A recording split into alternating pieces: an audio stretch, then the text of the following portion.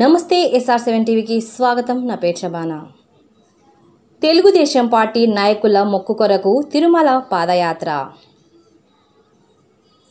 తిరుపతి జిల్లా బుచ్చినాయుడు కండ్రిగ మండలంలోని తెలుగుదేశం నాయకులు తమ నాయకుడు నారా చంద్రబాబు నాయుడు 4వసారి ముఖ్యమంత్రి కావాలని తిరుమల దేవాదిదేవుడైన శ్రీ వెంకటేశ్వర స్వామిని బుచ్చినాయుడు కండ్రిగ తెలుగుదేశం మండల ప్రెసిడెంట్ సుధాకర్ నాయుడు ఆధ్వర్యంలో మంగళవారం 10వ మైళ్ళ నుండి తిరుమలకు తెలుగుదేశం పార్టీ నాయకులు పాదయాత్ర చేసి స్వామివారికి తలనీలాలు సమర్పించుటకు బయలుదేరడం జరిగింది.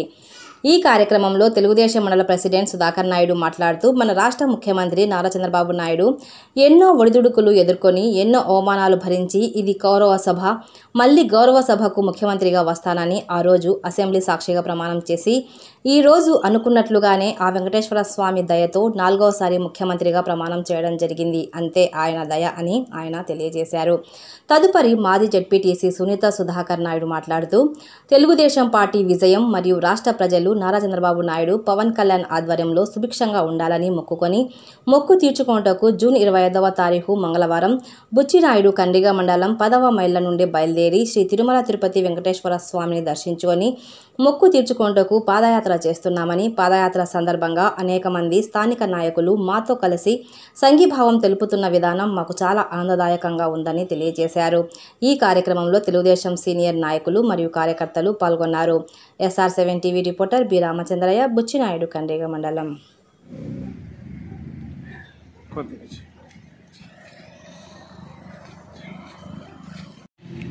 మన బుచ్చినాయుడు మండలం నుండి మేము సుమారు 28 మంది ఇక్కడ నుండి తెలుగుదేశం పార్టీ కార్యకర్తలము బయలుదేరినాము. కాలినడకన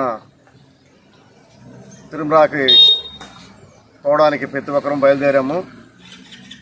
ఈ రోజు నుండి మేము పాదయాత్రలతో అందరం ఒక్కతాటిగా పోయి స్వామివారిని మొక్కుబడి చెల్లించుకుని రావడం.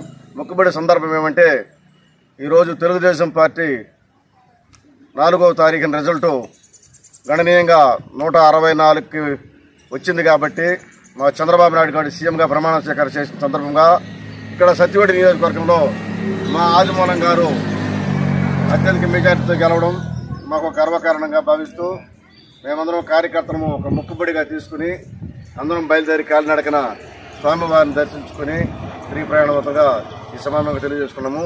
ముఖ్యంగా ఈ రాక్షస పాలనని గద్దెదించడానికే మా యొక్క మొక్కుబడి. రాక్షస పాలన గద్దెదించి మంచి ప్రభుత్వాన్ని ఎన్నుకోవడం జరిగింది. ఇంకా మాకంతా మంచి జరుగుతాయని, మాకు రోడ్లు కావాల్సిన అభివృద్ధి సంక్షేమాలతో పాటు అభివృద్ధి కూడా జరుగుతుందని ఈ యొక్క సభాముఖంగా తెలియజేస్తున్నాము. అందరికీ నమస్కారం. ఈరోజు శుభదినం. ఎందుకంటే బిఎన్ కండ్రిగ మండలం నుంచి తెలుగుదేశం పార్టీ నాయకులు, కార్యకర్తలు తమ తిరుమల వెంకటేశ్వర స్వామి ఆశీస్సులతో వాళ్ళు కోరుకున్న కోరిక నెరవేరింది. కాబట్టి ఆ కోరిక మొక్కుబడిని తీర్చుకోవడానికి భాగంగా ఇక్కడి నుంచి విజయవాడ గురించి బయలుదేరారు.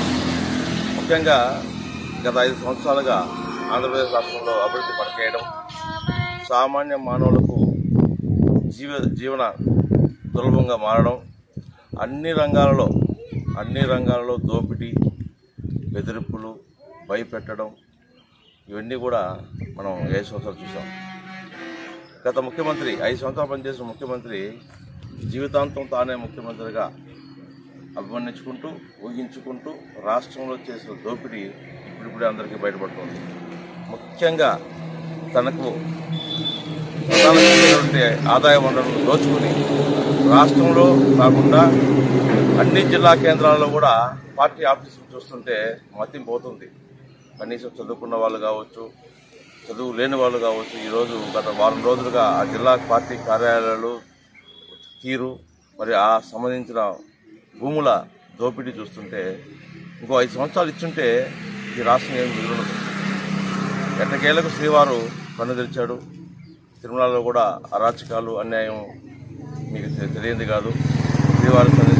శ్రీ వెంకటేశ్వరుడు కన్ను తెరిచి రాష్ట్రాన్ని బాగుపరచడం భాగంగా కూటమికి అత్యధిక విజయాన్ని అందించడం, తద్వారా ఎవరైతే చంద్రబాబు నాయుడు గారు ముఖ్యమంత్రిగా, పవన్ కళ్యాణ్ డిప్యూటీ సీఎంగా, మంత్రివర్గం కూడా యువతని ఎంపిక చేయడం కూడా మన రాష్ట్ర అభివృద్ధికి సర్వతోముఖాభివృద్ధి జరుగుతుందనేసి నా ఆలోచన. మండల తెలుగుదేశం పార్టీ నాయకులు కార్యకర్తలు సుమారు 20 మంది పైచిలకు మన వెంకటేశ్వర స్వామి ముక్కు తీర్చుకోవడానికి కాలినడకన తిరుమలకి బయలుదేరుతున్నారు. దీనికి కారణం ఏంటంటే మన నారా చంద్రబాబు నాయుడు గారు జాతీయ పార్టీ అధ్యక్షుడిగా ఉన్నప్పుడు గౌరవ సభకు నేను రాను, గౌరవ సభకే వస్తాను, ఎందుకంటే ఆయన ముఖ్యమంత్రిగా ఉన్నటువంటి జగన్మోహన్ రెడ్డి గారు మన నారా చంద్రబాబు నాయుడు గారిని వాళ్ళ ఫ్యామిలీని అవమానకరంగా అసభ్యకరంగా మాట్లాడి కన్నీళ్లు పెట్టించారు. ఎందుకంటే ఎక్కడ కూడా అసెంబ్లీలో ఏదైనా మాట్లాడొచ్చు, ఏం మాట్లాడొచ్చు, అభివృద్ధి కార్యక్రమాలు లేకపోతే సంక్షేమ కార్యక్రమాల గురించి ఈ విషయాల గురించి మాట్లాడొచ్చు. అంతేగాని వ్యక్తిగతంగా లేనిపోని సమస్యలను మాట్లాడి అవమానపరిచి కన్నీరు పెట్టించిన దాఖలాలు ఆ ముఖ్యమంత్రి ఆయన జగన్మోహన్ రెడ్డి చేశారు. అదే ఆయన పతనానికి కారణమైంది. ఆయన అప్పుడు శపథం చేశాడు, నేను గౌరవ సభకే వస్తాను, కౌరవ సభకి రాను అనే శపథం చేసి పర్యటనలు చేసి ప్రతి ఒక్క నియోజకవర్గంలో ప్రతిరోజు 2-3 సభలు ఏర్పాటు చేసి మన చైతన్యాన్ని మన విలేజ్ లో నాయకులకు కార్యకర్తలకు ప్రజలకు చైతన్యపరిచి అతను చేస్తున్న అవినీతిని ప్రజల్లోకి తీసుకెళ్లి ఇక్కడ అత్యధిక మెజార్టీలు 164 స్థానాలు గెలుచుకొని గౌరవ సభకు ఇక్కడ గౌరవంగా ముఖ్యమంత్రి చంద్రబాబు నాయుడు గారు గౌరవ సభకు వెళ్లారు. ఆ సందర్భంగా ఇక్కడ మండలంలో నాయకులు కార్యకర్తలు మొక్కున్నారు. చంద్రబాబు నాయుడు గారు ముఖ్యమంత్రి అయిన వెంటనే మేము ఇక్కడ బుచ్చినాడికని నుంచి ఇక్కడ తిరుమలకి కాలినడక వెళ్తామని మొక్కున్నారు. ఆ మొక్కు తెచ్చుకునే భాగంగానే ఇక్కడ కాలినడక 10 మైల్ నుంచి స్టార్ట్ అయ్యి ఇక్కడ కాళహస్తి తిరుపతి దర్శనానికి వెళ్ళేసి తిరిగి వస్తారు. ఇదంతా కూడా సక్రమంగా జరగాలని కోరుకుంటూ నమో వెంకటేశాయ, నమో వెంకటేశాయ, ఓం నమో వెంకటేశాయ.